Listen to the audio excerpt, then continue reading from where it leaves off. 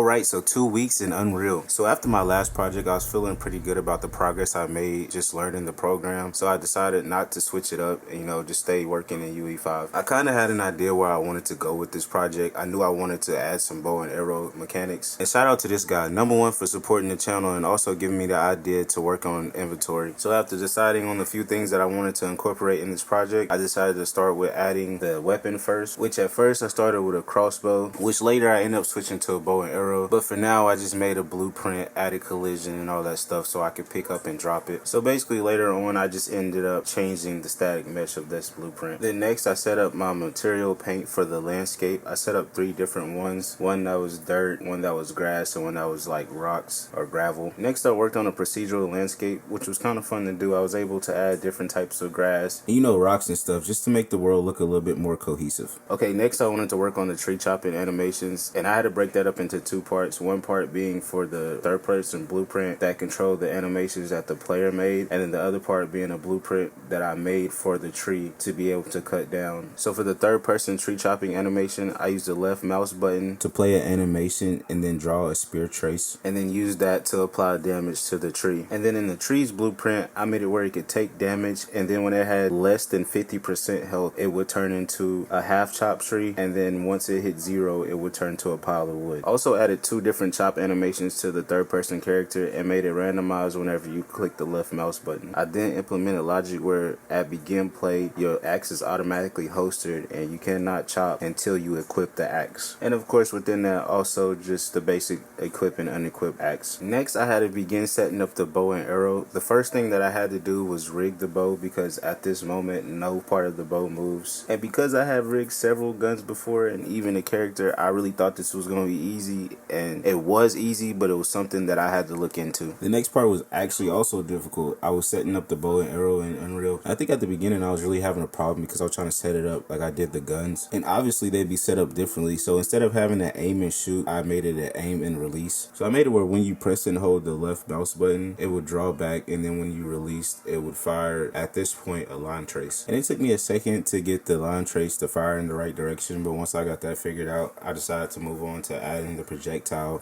for the arrow. And I realized I did this a little differently, but this is my first time doing it. I know that you can make the projectile also cause damage, but instead I used the line trace. And I tried to make sure that that arrow followed that line trace, which also took a lot of trial and error. At one point I had the arrow going forward, but the arrow was faced the wrong way. It also took me a few times with changing the point of origin of the arrow just to get it to continuously go in the right direction. Next, since I was going for the low poly kind of look for this project, I wanted to change the mannequin to a different character. These characters that I use in this project came from a free asset pack on Unreal Engine's marketplace. Put a screenshot of it so you guys can check it out if you want to. In order to change the mannequin skeletal mesh, you have to retarget the animations. And if you watched my last video, you see how that ended for me. But this time, since I was going for the low poly look, I had to figure this out. I did my own retargeter where I assigned bone slots and all that madness, and it didn't even work as good as the auto retargeter. So I just used the auto retargeter, which it had a few issues. One issue was one that I showed the last time where it wouldn't land properly, which after doing some research, I realized that that could be corrected by changing some settings within that animation. The only other issue, which doesn't cause much problems unless you want to put certain animations, like if you wanted to put a sliding animation, which I tried, it's not going to work properly because the root bones are in different places. Next, I worked on what I think is the most important part of the third person character, which is movement. So I added a locomotion system, basically like I did in the last video, with strafing and all that stuff. And this I made hard on myself because I forgot to add the variables in the event graph and the anim blueprint. So when I was trying to reference them in the anim graph, it wasn't working. So I wasted a lot of time trying to fix this before I realized that I did that. After finishing that, I realized that my movement was still kind of weird, and for a second I couldn't figure out why, but then I realized it was because the camera was moving too much around the character and also wasn't moving with the character's orientation. After changing a couple settings, I fixed that, and they gave us a good third person camera style. And after walking around and playing with some of the mechanics, I just wanted something kind of different. So I decided to remove the rocks and add a different type of grass. Next, I worked on my inventory. Only added one inventory item, which would be the logs of wood. I made those logs of wood where when they spawn in the world, you could pick them up and they were stackable. So if you had 2 items, it would say you had 2, or 3, it would say 3, and so on. I then went to my tree blueprint and I changed the pile of wood that would spawn once it hit 0 to those logs that you could pick up. So now once you fully chop down the tree, those spawn, you could pick those those up and they're added to your inventory. This is pretty much all I got done in the inventory. Only had 2 weeks on this project, so I just wanted to kind of keep it moving. That way I could have like some type of fun gameplay to show you guys. And next, after looking around at my project a little bit, I was noticing the tall grass and it kind of looked like a swamp to me, which made me want to add an airboat. So I got on Sketchfab, I looked around for some airboats and I couldn't find a low poly one, so I just made one. Made this in Nomad Sculpt. It was fun to get back to doing some type of art, really. Again, wasn't trying to spend a lot of time on this. I did originally have a plan to rig and animate it in Blender just to get, you know, the blade on the fan to spin and whatnot, but we didn't get that done. I decided to focus on getting the boat to move and the character to be able to get on and off the boat. And I tried this a couple different ways. The first way I tried it was by making a blueprint and then making all the input actions for this. And I got it to somewhat work, but I had so many issues getting the character to be on the boat and off the boat. And after spending a couple days like struggling to get this right, I had an epiphany.